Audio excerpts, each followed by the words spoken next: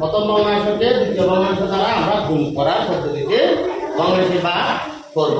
এখানে চিহ্ন কি ভাগ চিহ্ন, কিন্তু আমরা করবো কি গুণ, মানে গুণ করার মাধ্যমে আমরা ভগ্নাংশে ভাগ করা সমাধান করবো। কেমন? হ্যাঁ, 4 ভাগে 3, এটাকে আমরা গুণ চিহ্ন করি। কেমন? এই ভাগ চিহ্ন যখন গুণ চিহ্ন হয়, এরপরে যেটা ভগ্নাংশ থাকবে সেটা কি হবে? উল্টে যাবে। কি যাবে? উল্টে যাবে। অর্থাৎ হরটাকে আমরা লবটাকে আমরা হরে দিব, লবটাকে আমরা কি দিলাম? হরে দিলাম, এবং হরটাকে লবে দিব। কেমন? আমরা দিয়ে টান দিব।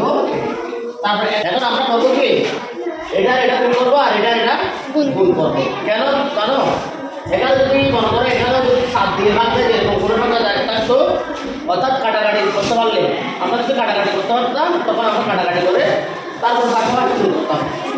উপরে এসে কী করে কাটাকাটি করে তারপরে কি পাশাপাশি আমরা গুণটা করতাম। এখন যেহেতু কাটাকাটি যাচ্ছে না, সেজন্য আমরা পাশাপাশি গুণ করে ফেলবো।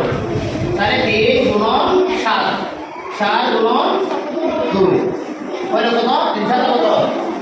3 7